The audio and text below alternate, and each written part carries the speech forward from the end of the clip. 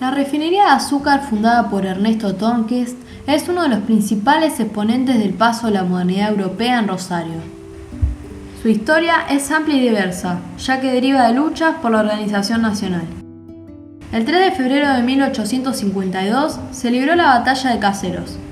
El ejército de la Confederación Argentina, al mando de Juan Manuel de Rosas, fue derrotado por el Ejército Grande, liderado por el gobernador de Entre Ríos, Justo José de Urquiza. Esta batalla fue un gran punto de inflexión en el inicio de la historia moderna de Rosario, ya que en 1852 Rosario es declarada ciudad con el apoyo de Urquiza. La sanción del reglamento de aduanas permite la navegación extranjera por el río Paraná y transforma a la urbe en el puerto de la Confederación Argentina, naciendo así el conflicto de poderes institucionales entre Buenos Aires y Rosario, sobre la pugna por ser la capital del estado. En 1859, Urquiza instala en la zona norte de Rosario el Saladero 11 de septiembre. El emprendimiento señala la piedra fundacional de la identidad del área.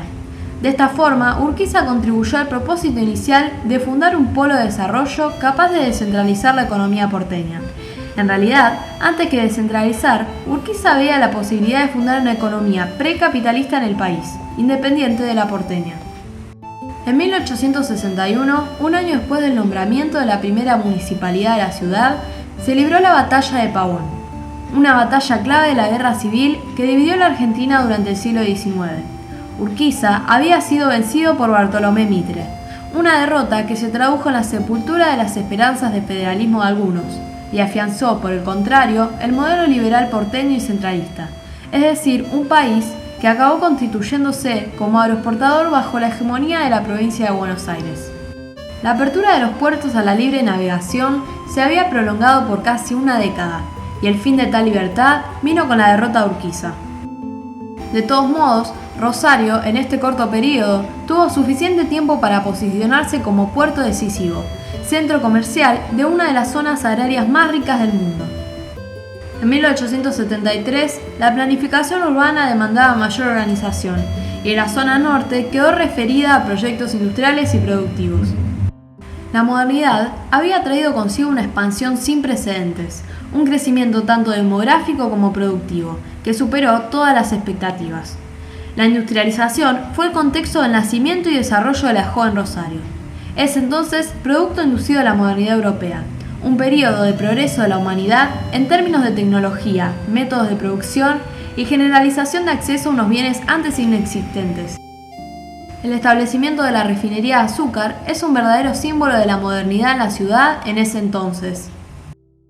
En 1886, advirtiendo el promisorio futuro de las actividades agroexportadoras, Ernesto Tornquist obtiene, gracias al respaldo de Julio Roca, la sanción de la Ley número 1991, que autoriza la instalación de la empresa Sociedad Anónima Refinería Argentina. Se localizaría en los suburbios del norte, unos 450 metros de terreno sobre la franja costera del río Paraná. En 1887, la refinería de azúcar comienza sus actividades.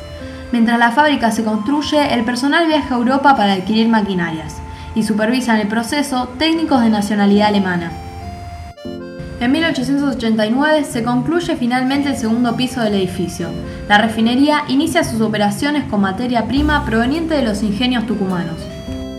En 1890, las actividades de refinado y las instalaciones y talleres ferroviarios se convirtieron en las principales fuentes de trabajo de la ciudad, lo que dio origen a la formación de un barrio netamente obrero, que con el correr de los años adoptó para sí el mismo nombre de aquella explotación, Barrio Refinería. Más tarde se llamaría Barrio Malvinas Argentinas, pero aquel histórico nombre aún resuena en los oídos de los rosarinos. El asentamiento de la refinería dio lugar también a la instalación de las primeras ideas anarquistas, las primeras huelgas de los trabajadores en búsqueda de sus derechos como la reducción de horas de trabajo, condiciones dignas y remuneración acorde a las actividades que se desarrollaban. En 1901, un conflicto gremial entre operarios y directivos arroja como saldo la muerte del elevadorista de la fábrica. Cosme Budislavich es hoy tristemente célebre por ser la primera víctima de la represión policial contra el movimiento obrero en la Argentina. Ya en 1930 se instalan refinerías en 9 ingenios y en Buenos Aires, el principal centro de consumo. El negocio pierde valor. 1932 es el último año de producción para la fábrica. El predio es subdividido y puesto a la venta. Posteriormente, un sector sería adquirido por la Junta Nacional de Granos. Los datos sobre ese periodo son escasos, y se sabe más de la época dorada de la refinería que de esos años grises entre 1932 y 1947. Historias de pobreza, desesperanza, desocupación y marginación que caracterizan esos años sin industria a gran escala, cuando todo un barrio no podía ya justificar su nombre original. En 1934, el artista rosarino Antonio Berni pinta sobre las bolsas de azúcar una de sus obras más famosas, Manifestación, representando la lucha de los obreros en el marco del barrio Refinería. En 1947, otro sector del predio es vendido a la empresa Safac, filial del grupo Bember. La maltería argentina elaboraría los productos básicos utilizados en la fabricación de cerveza como malta y cebada germinada, además de cosechar y envasar yerba mate. Tras las expropiaciones al grupo Bember dispuestas por el gobierno del general Perón, la fábrica es nacionalizada bajo el título de Maltería Rosario. El peronismo vio esto como un triunfo de lo nacional y popular sobre el capitalismo extranjero. La nacionalización entonces no tuvo el éxito esperado, ya que las empresas duramente pudieron subsistir. Fue recién en 1959 que el gobierno de Arturo Frondizi restituyó el predio al grupo Bember. La maltería operará durante casi 30 años, hasta que en 1988 cesa sus actividades. Ya en el año 2000, una feria de decoración a beneficio abrió las puertas de la vieja refinería, pero livianamente destruyó la historicidad de la fábrica, desarticulando los restos industriales originales como engranajes, máquinas o tolvas, convirtiéndolas en objetos estéticos. Así fueron descontextualizados irreversiblemente. Ya no fue posible desde entonces reconstruir la historia de su producción ni los procesos originales.